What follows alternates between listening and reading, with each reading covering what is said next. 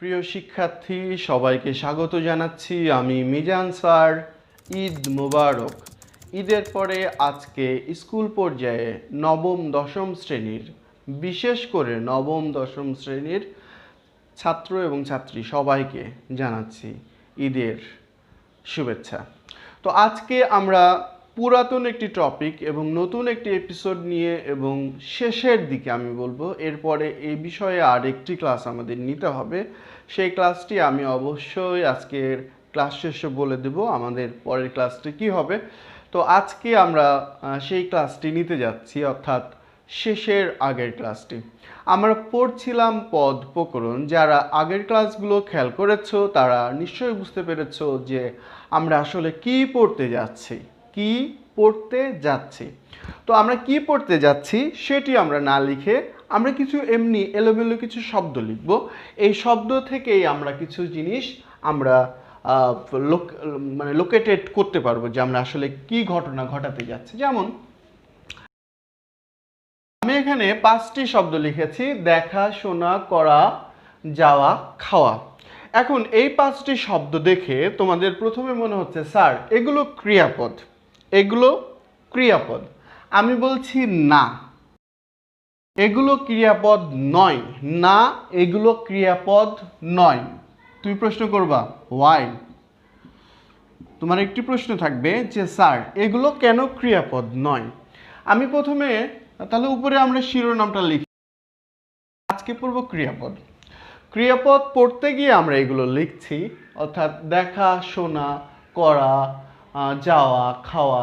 আমরা 5টি শব্দ লিখেছি এবং সেই শব্দগুলোকে আমরা বলছি হচ্ছে এগুলোর নাম দিই। আমি নাম্বার 1 হচ্ছে ক্রিয়া বিশেষ্য, তার মানে এটা এক ধরনের ক্রিয়া। আবার আমি আরেকটা নাম দিই, সেটা হচ্ছে ভাববাচক বিশেষ্য। আমরা এগুলো কিন্তু পড়েছিলাম, মানে ভাববাচক বিশেষ্য আমরা পড়েছিলাম, ক্রিয়া বিশেষ্য আমরা কখনো বলিনি।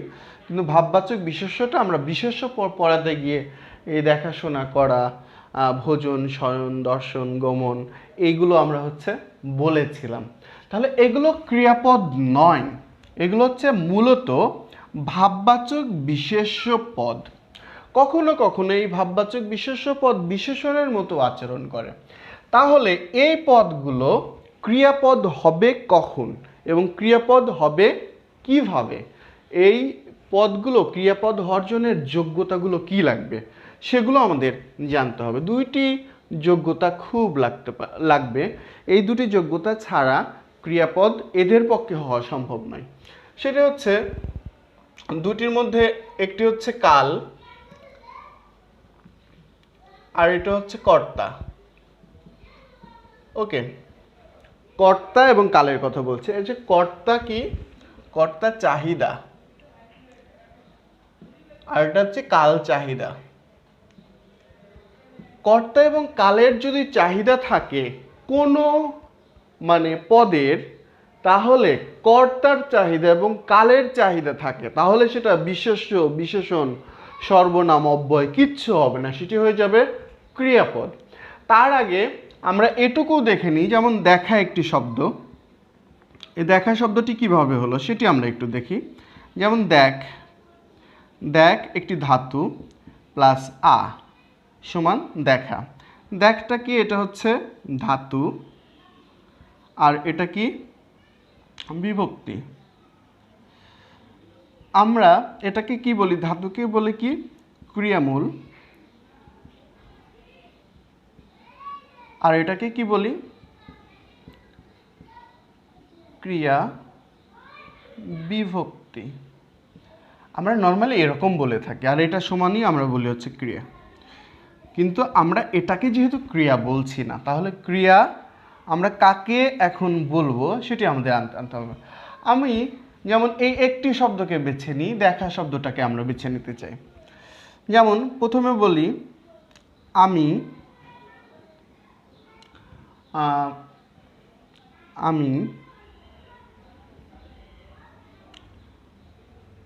দেখি। ওকে, তুমি দেখো, সে দেখে। ব্যাপারটা ক্লিয়ার, আমার মনে হয় এই জায়গায় ক্লিয়ার হয়ে যাবে। সেটা হচ্ছে আমি দেখে হয় না, আমি দেখো হয় না, আমি দেখে হয় না। এটা কি হয়? এটা কি পসিবল? কোনোভাবেই পসিবল না। তাহলে আমরা হচ্ছে তুমি দেখি, এটা পসিবল। তুমি দেখে, এটা পসিবল। কোনোভাবেই এটা সম্ভব না। তারপরে সে দেখি হবে, সে দেখো হবে। এটা কি পসিবল? এটা কি কোনোভাবেই সম্ভব? কোনোভাবেই সম্ভব নয়। তাহলে আমরা এখানে সহজেই দেখতে পাচ্ছি যে কর্তার চাহিদা রয়েছে, অর্থাৎ এই ক্রিয়াপদ বলে দিচ্ছে যে তার কর্তা কি হবে। এই ক্রিয়াপদ বলে দিচ্ছে তার কর্তা কি হবে। এই ক্রিয়াপদ বলে দিচ্ছে তার কর্তা কি হবে।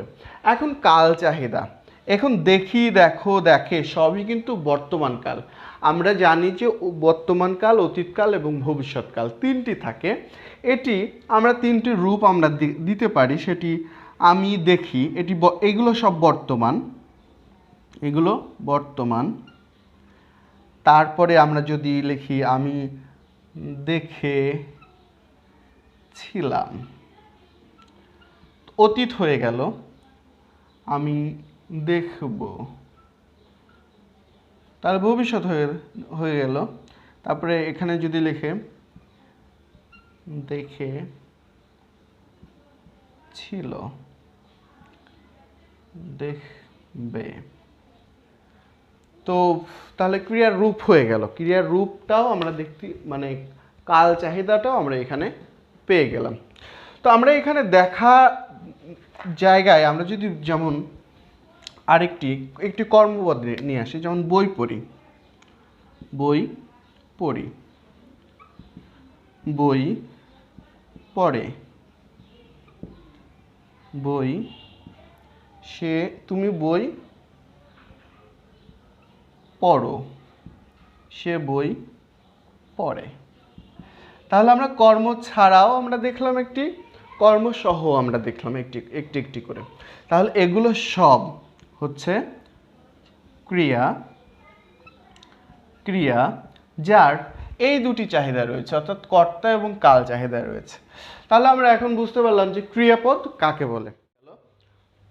আমরা আরেকটি বিষয়ে আসতে চাই, সেটি হচ্ছে উক্ত এবং অনুক্তর বিষয়। সেটি হচ্ছে উক্ত আর অনুক্ত। উক্ত এবং অনুক্ত বিষয়টা কি? বাক্যে ক্রিয়াপদ মানে দৃশ্যমান না অদৃশ্যমান। এটি দৃশ্যমান যদি হয় তাহলে বলা হবে উক্ত, অদৃশ্যমান যদি হয় তাহলে হচ্ছে অনুক্ত, এটা বলা হবে। যেমন ধরো যে আমি ভাত খাই, আবার লিখলাম আমার নাম মিজান।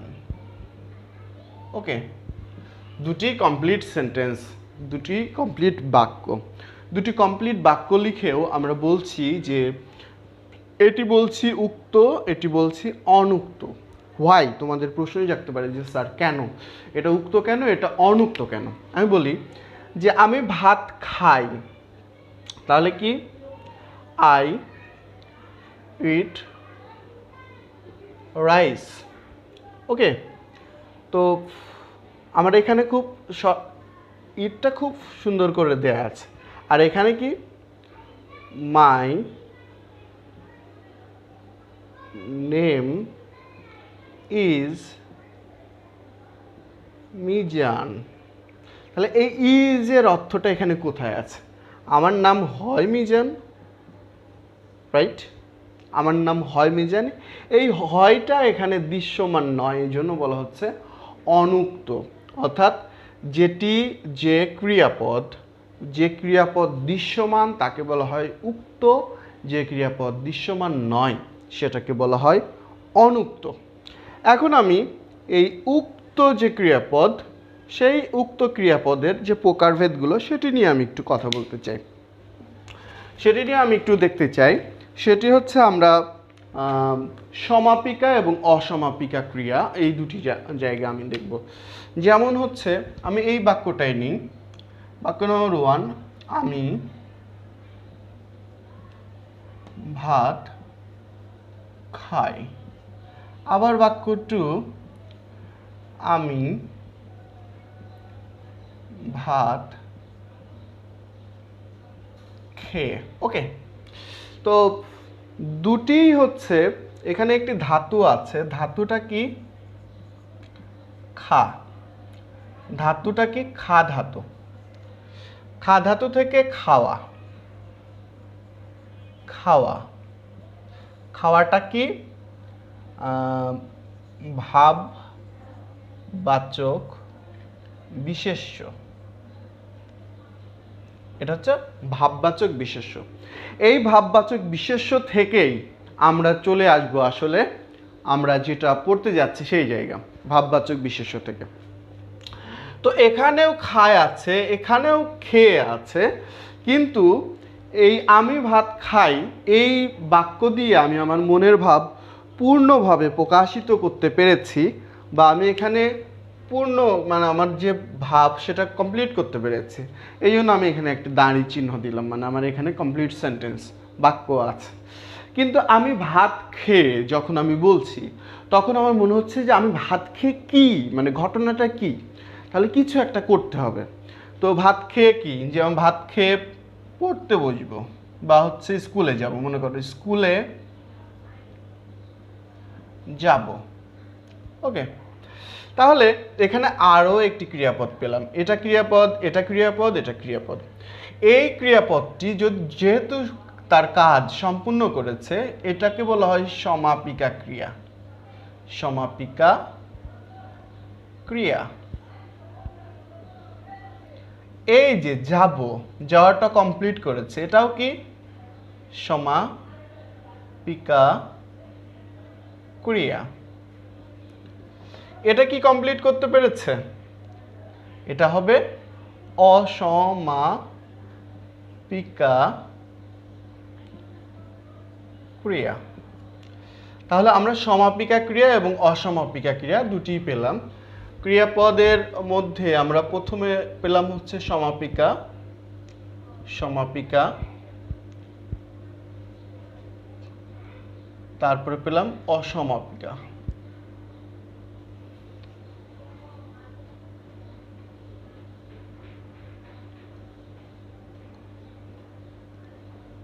তাহলে আমরা সমাপিকা ক্রিয়া এবং অসমাপিকা ক্রিয়া, ক্রিয়াপদ পড়তে গেলে প্রথমে হচ্ছে আমরা এই দুই প্রকার ক্রিয়াপদ আমরা পেয়েছি। এখন আমার ক্রিয়াপদ আরও অনেক রকম ক্রিয়াপদ। সেই ক্রিয়াপদগুলো হচ্ছে কোন রকম ক্রিয়াপদ, সেই ক্রিয়াপদগুলো কোন রকম ক্রিয়াপদ আমার একটু মাথায় রাখতে হবে। আমার এই জায়গাটা খুবই গুরুত্বপূর্ণ, এই প্রথম যে জায়গাটা তোমাদেরকে পড়িয়েছি এটার উপর নির্ভর করবে যে আমার হচ্ছে ক্রিয়াপদ কী রকম। তো প্রথম আমরা মোট 7 রকম, এই দুটি সমাপিকা এবং অসমাপিকা বাদেও আমরা আরও 7 রকম ক্রিয়াপদ পড়ব। সেই 7 রকম ক্রিয়াপদের মধ্যে প্রথম 3 রকম আমার নির্ভর করবে মূলত হচ্ছে কর্মপদের উপরে।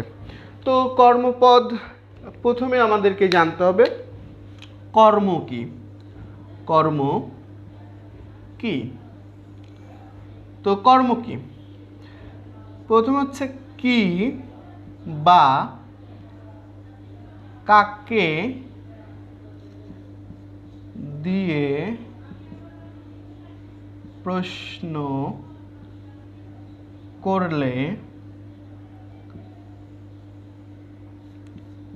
যে উত্তর পাওয়া যায় তাই কর্ম।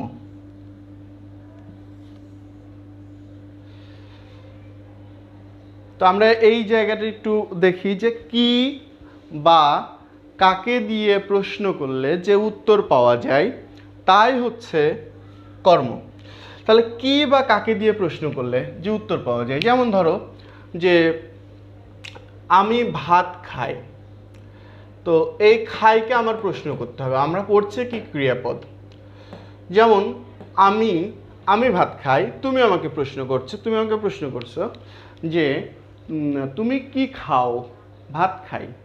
কি দ্বারা প্রশ্ন করলে। তো তোমার নাম কি? মিজান। ক্লিয়ার? তাহলে কি দ্বারা প্রশ্ন করলে আমরা উত্তরগুলো, কি বা কাকে দিয়ে প্রশ্ন করলে আমরা যে উত্তরগুলো পাবো সেগুলোকে আমরা হচ্ছে বলছি। এখন সমাপিকা এবং অসমাপিকা ক্রিয়া, একটি জিনিস আমাদের মাথায় রাখতে হবে, সেটি হচ্ছে যেমন ধরো আমি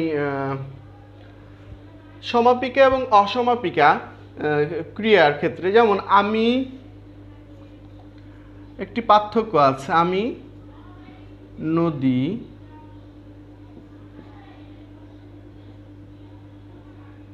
দেখে, সে নদী দেখে। তাহলে একটু খেয়াল করো যে আমি নদী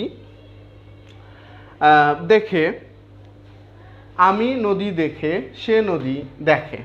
তাহলে দেখো, এই আমি নদী দেখে আসব যদি বলতাম বাক্যটা কমপ্লিট হতো। তাহলে এটা কিন্তু অসমাপিকা ক্রিয়া, এটা অসমাপিকা, কিন্তু এটা কিন্তু সমাপিকা। তাহলে দেখি যে অসমাপিকা ক্রিয়াও মানে এই সাবজেক্টের কারণে সমাপিকা ক্রিয়ায় পরিণত হতে পারে। তাহলে এরকম এক্সাম্পলও আমাদের আছে। তাহলে কখনো কখনো অসমাপিকা ক্রিয়াও সমাপিকা ক্রিয়ায় পরিবর্তিত হতে পারে, সেই জায়গাটা আমরা একটু দেখলাম। এবার আমরা দেখব আরও কিছু জায়গা, সেটি হচ্ছে যেমন আমরা ক্রিয়াপদ এগুলোর সাথে লাগিয়ে দেব যে এগুলো ক্রিয়াপদ।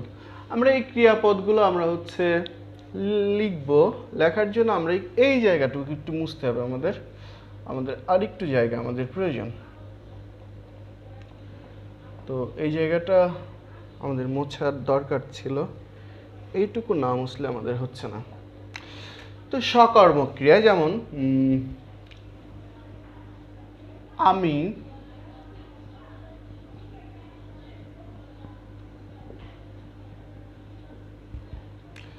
ওকে,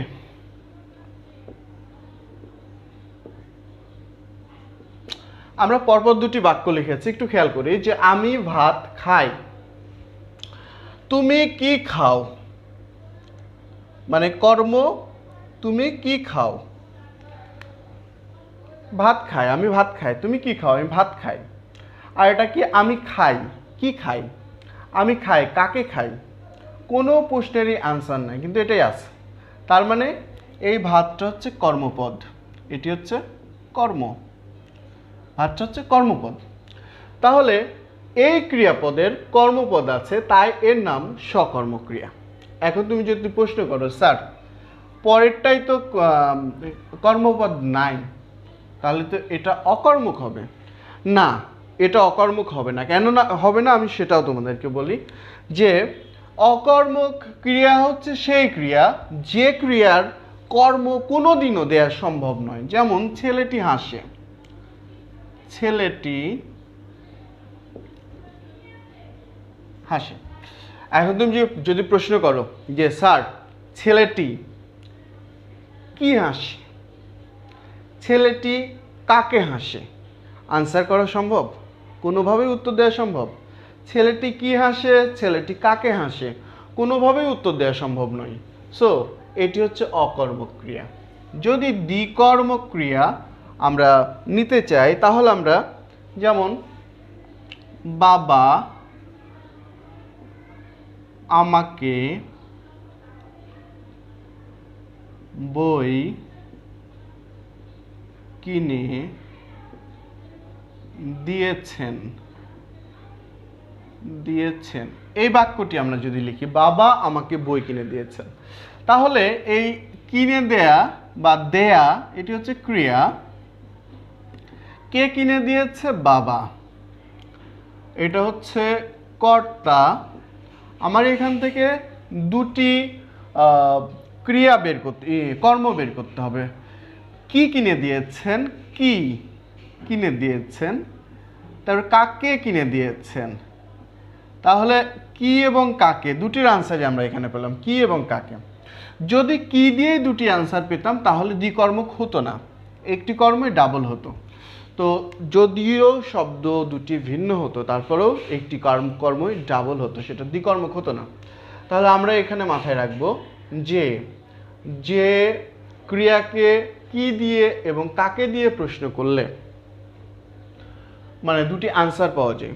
এবং এখানে মাথায় রাখতে হবে আমি কি ব্যক্তি, ব্যক্তি, বই কি বস্তু, বস্তু কি মুখ্য, মুখ্য কর্ম, আর ব্যক্তি কি গৌণ কর্ম। আমাদের এই ব্যাপারটি মাথায় রাখতে হবে, কোনটা মুখ্য কর্ম কোনটা গৌণ কর্ম। তাহলে বই বস্তুবাচক যা কিছু সেটি হচ্ছে মুখ্য কর্ম, আর হচ্ছে ব্যক্তিবাচক যা কিছু সেটি হচ্ছে গৌণ কর্ম।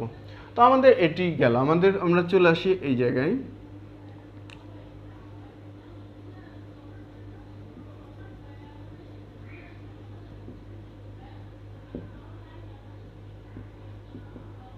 আমরা একটি বাক্য লিখেছি শিক্ষক ছাত্রকে পড়াচ্ছেন।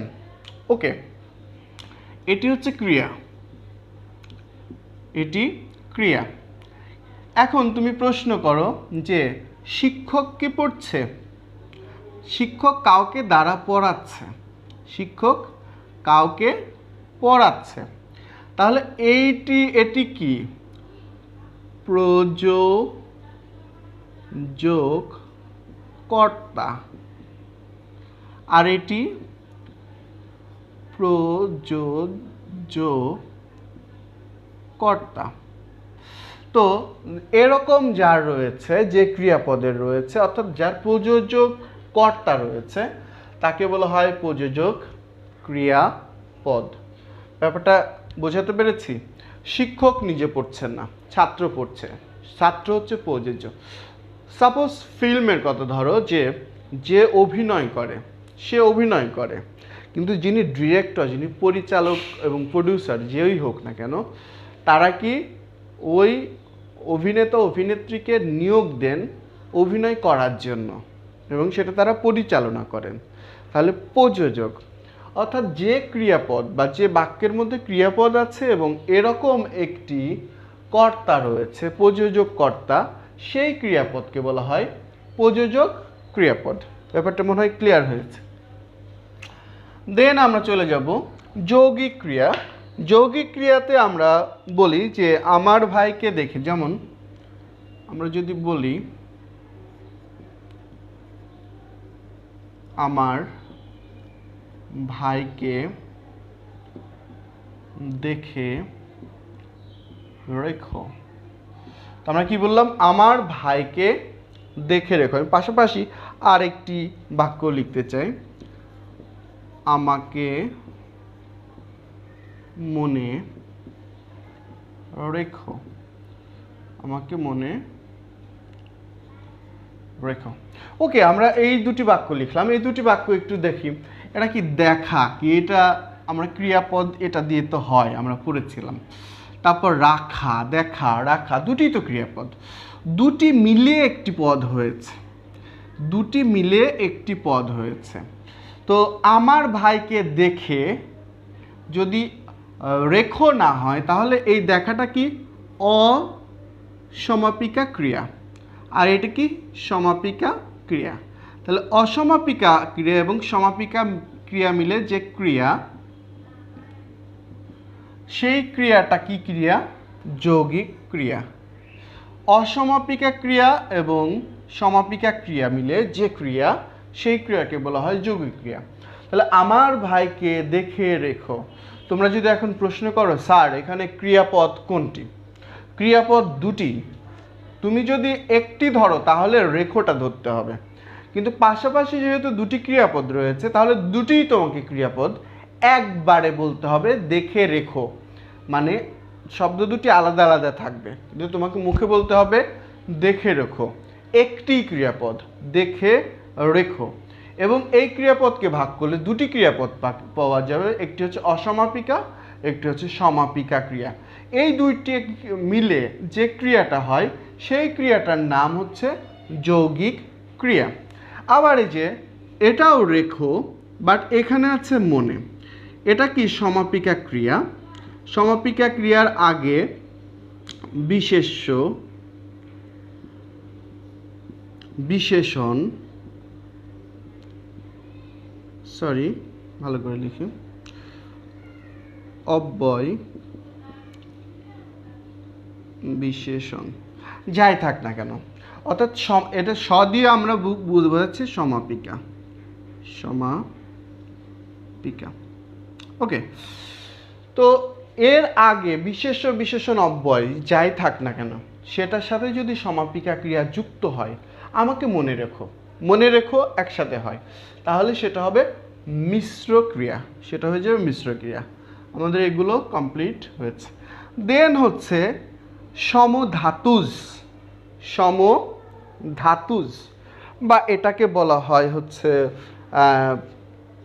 এটাকে বলা হয় নাম ধাতুজ, নাম ধাতুজ।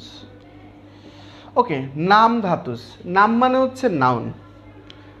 তো আমরা বুঝতে পারছি নাউন, এখানে নাউনের কিছু একটা করতে হবে আমাদের, এখানে একটা নাউনের কিছু খেলা হবে। যেমন শিক্ষক ছাত্রকে বেতাচ্ছেন।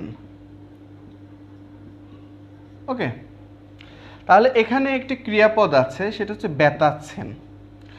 তাহলে বেতাচ্ছেনকে আমরা হচ্ছে ছোট করি, বেতাচ্ছে,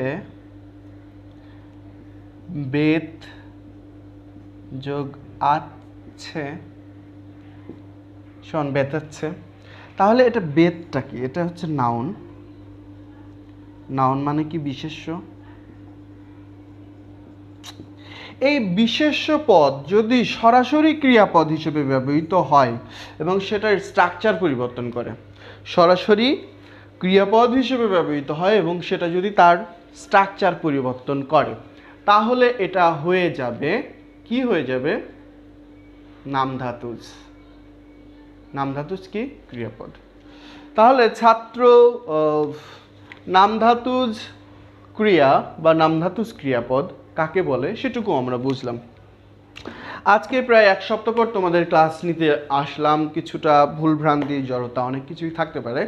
তারপরেও হচ্ছে তোমাদেরকে বলছি, আমি চেষ্টা করেছি হচ্ছে তোমাদের এই ক্রিয়াপদ আমরা শেষ করার জন্য চেষ্টা করেছি এবং আমার মনে হয় সেই চেষ্টা আমার কম বেশি সফল হয়েছে, বা আমি বলতে পারি যে ক্রিয়াপদ তোমাদের শেষ করেছি। তো আমরা ক্রিয়ার মুড নিয়ে আমরা কথা বলবো নেক্সট ক্লাসে, অর্থাৎ এই বিষয়ের জন্য শেষ ক্লাস। সেই ক্লাসটি হবে অনেক সংক্ষিপ্ত ছোট ক্লাস। সেই ক্লাসটি হয়তো 10-12 মিনিট বা 15 মিনিটের একটি ক্লাস হবে। সেই ক্লাসটি দেখার আমন্ত্রণ জানাচ্ছি। আর হচ্ছে তোমাদের যাদের জন্য এই ক্লাস, তাদের জন্য দুটি কথা বলে যায়। সেটি হচ্ছে পৃথিবী এখন খুব ভয়াবহ অবস্থার মধ্যে দিয়ে যাচ্ছে। আগে বলেছিলাম, এখনও বলছি, চরম ভয়াবহ অবস্থার মধ্যে যাচ্ছে।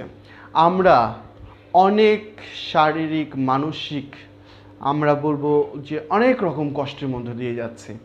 আমার বিশ্বাস যে পৃথিবীর প্রায় বেশিরভাগ মানুষই এরকম অবস্থার মধ্যে দিয়ে যাচ্ছে। তোমরা বাসায় থাকবে, ঈশ্বরের কাছে প্রার্থনা করবে এবং পড়াশোনা করবে, কারণ তোমাকে বেঁচে থাকতে হলে এই পড়াশোনার উপর ভিত্তি করেই তোমাকে থাকতে হবে। যারা এই ক্লাসগুলো নিয়মিত দেখো না, আমার প্রতিষ্ঠানের যারা, তাদেরকে আমি বলছি যে তোমরা যদি ক্লাস না দেখো তাহলে তোমাদের জন্য এটি অনেক ক্ষতির কারণ হয়ে দাঁড়াবে।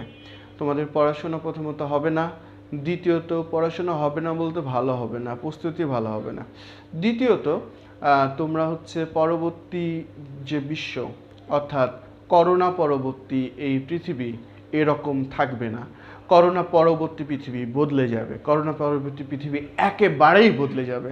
করোনা পরবর্তী যে পৃথিবী হবে সেই পৃথিবী তোমার দেখার মতো না, সেই পৃথিবী হবে একেবারে অন্যরকম। সেই পৃথিবীর চ্যালেঞ্জ মোকাবেলা করতে হলে যোগ্য হয়ে উঠতে হবে। তো সেই যোগ্য যেন হয়ে উঠতে পারো, সেই শুভকামনা জানিয়ে আজকের মতো শেষ করছি। তোমাদের মিজান স্যার, সবাইকে ধন্যবাদ।